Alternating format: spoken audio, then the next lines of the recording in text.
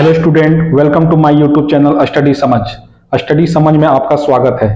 तो पिछले क्लास में मैंने आप लोगों को एपी के एनवा पद निकालने से रिलेटेड टोटल 5 क्वेश्चन करवाया था, जो कि आप लोगों को बहुत ही अच्छा से समझ में आया होगा। ठीक है, और उसमें कोई भी डाउट है तो आप लोग कमेंट सेक्शन में आप लोग कमेंट कर सकते हैं। तो चलिए देखते हैं क्वेश्चन नंबर 6। क्वेश्चन नंबर 6 क्या कहता है?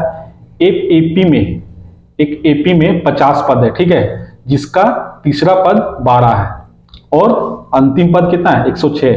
तो इसका 29वां पद ज्ञात करें। तो एक एपी में कितना पद है? टोटल 50 पद है, मतलब एन का वैल्यू 50 पद में है, जिसका तीसरा पद 12 है। ठीक है, तो हम लोग सबसे पहले क्या करेंगे कि जो दिया हुआ है उसको पहले लिख लेंगे। तो तीसरा पद कितना? 12 है, तो मतलब A3 का वैल्यू कितना है? 12 है। उसके बाद क्या है कि टोटल 50 पद है और उसका अंतिम पद 106। इसका मतलब अंतिम पद क्या हो सकता है? 50वां पद हो सकता है। इसका मतलब A50 का वैल्यू आपका कितना दिया हुआ है? 106 दिया हुआ है। अब देखिए यहाँ पे दो पद दिया हुआ है, तो हम लोग ये दोनों से इक्वेशन निकाल के A और D का वैल्यू निकाल सकते हैं। अगर A और D का वैल्यू निकल गया तो 29वां पद आराम से निकल सकता है। ठीक है, क्योंकि n का वैल्यू दिया हुआ है। तो सबसे पहले हम क्या करेंगे? A3 के बदले हम क्या लिखते थे? A3 के बदले हम लिखेंगे A+2D। ठीक है, A+2D इक्वल टू कितना दिया हुआ है? 12 दिया हुआ है। इसको समीकरण फर्स्ट लिख लेंगे। फिर सेकंड क्या हुआ है? A50 दिया हुआ है। A50 के बदले A+1 मतलब 49D इक्वल टू दिया हुआ है 106 दिया हुआ है। ये समीकरण सेकंड मान लेंगे। अब दोनों इक्वेशन को सॉल्व करेंगे। तो यहां पे देखिए जो बड़ा दिया हुआ उसको ऊपर में लिखते हैं A+49D इक्वल टू 106 और नीचे लिखेंगे A+2D इक्वल टू 12। ठीक है, तो यहां पे हम क्या करेंगे? हम माइनस करेंगे। प्लस की जगह हम माइनस करेंगे, यहां प्लस की जगह में माइनस करेंगे। अब देखिए A कट गया 49। ठीक है, 49 में 2 जाएगा, कितना जाएगा? 47D बचेगा इक्वल टू 106 में 12 जाएगा तो कितना बचेगा?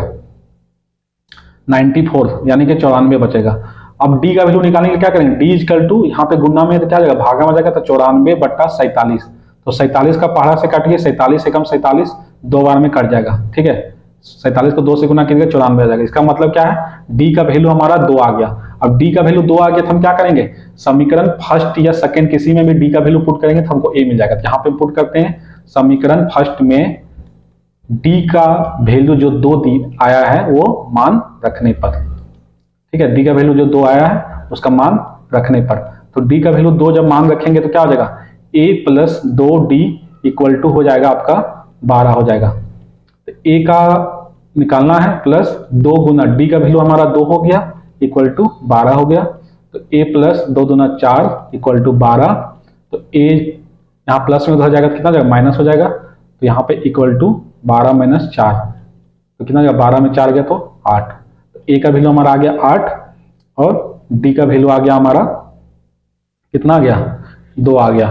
तो अब ये दोनों का वैल्यू रखने से हम लोगों को क्या मिल जाएगा? A29। तो an का फॉर्मूला होता है A+n-1 इंटू D।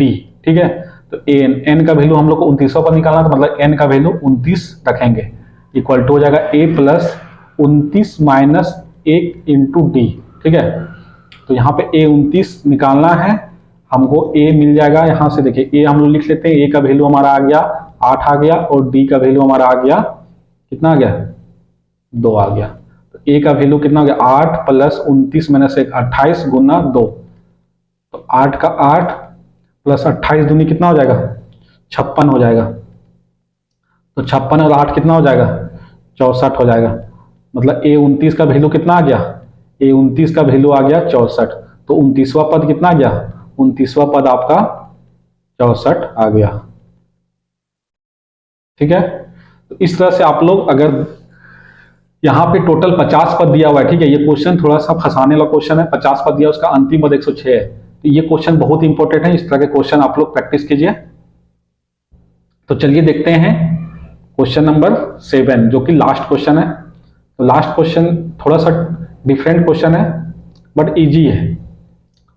तो लास्ट क्वेश्चन क्या है कि एपी में जो दिया हुआ है, ठीक है, एपी में जो दिया हुआ है 3, 8, 13, 253। ठीक है, ये लास्ट पद है। इस तरह से दिया हुआ है 3, 8, 13 ... 253, मतलब ये अंतिम पद है। से 20वां पद ज्ञात करें। अंतिम पद से 20वां पद ज्ञात करने बोला। जैसे हम लोग अभी स्टार्टिंग से 20वां पद ज्ञात करते हैं, तो यहाँ पे अंतिम पद से 20वां पद ज्ञात करना, मतलब इधर से 20वां पद ज्ञात करना है। तो इस तरह क्वेश्चन करने का फॉर्मूला होता है, ठीक है। तो सबसे पहले इसमें जो दिया हुआ है उसको लिख लेते हैं। यहाँ पे दिया हुआ है a = 3 दिया हुआ है, d निकालना है, d का वैल्यू क्या हो जाएगा 8 - 3 हो जाएगा, a2 - a1, तो कितना हो जाएगा यहाँ पे 5 हो जाएगा। और हमने क्या दिया लास्ट पद को यहाँ पे l मान लेते हैं, l = 256 53 दिया हुआ है। तो यहाँ पे कितना दिया हुआ 253 दिया हुआ है, 253 दिया हुआ है। तो l मिल गया। तो इसका फॉर्मूला क्या होता है, अंतिम पद से 20वां पद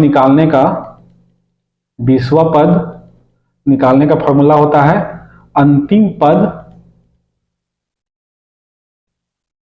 माइनस 20वां पद।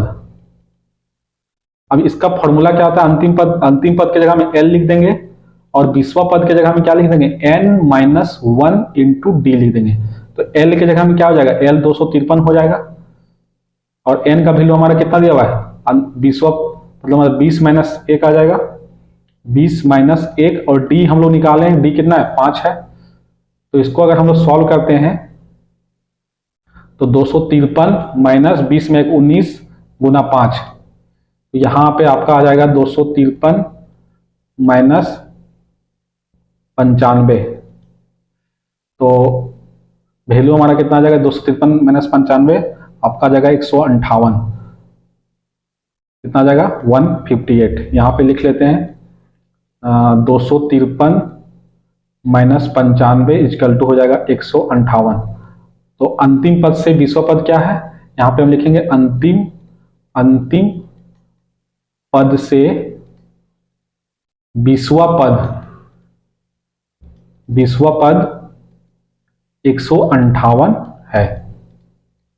तो इस तरह से हम लोग nवां पद निकालने से रिलेटेड टोटल, कल मैंने 5 क्वेश्चन कराया, ठीक है, आज मैंने टोटल 7 क्वेश्चन, मतलब 12 क्वेश्चन कराया। इससे बाहर आपको क्वेश्चन नहीं पूछा जाएगा, ठीक है। इतना आप कर लेते हैं तो इससे रिलेटेड कोई भी क्वेश्चन आपसे छूटने वाला नहीं है। और जितने भी ट्रिक है ये सारे ट्रिक इस क्वेश्चन में आपके आ जाते हैं। तो ये 7 और 5 12 क्वेश्चन कर लीजिए तो आपकी nवां पद निकालने से रिलेटेड जितने भी क्वेश्चन है उसके प्रॉब्लम दूर हो जाएंगे और आप कोई भी क्वेश्चन को अच्छे से कर सकेंगे।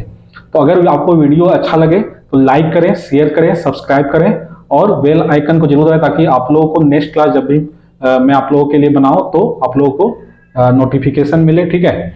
तो चलिए आज का क्लास इतना ही। नेक्स्ट क्लास में मैं आप लोगों को एपी का योग के बारे में बताऊंगा कि योग कैसे निकालना है, एसएन से रिलेटेड क्वेश्चन में बताऊंगा आपको, ठीक है।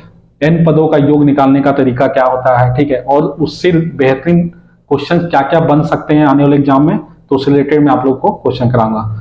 तो ठीक है, आज का वीडियो इतना ही। थैंक यू, अच्छे से पढ़ें, ओके।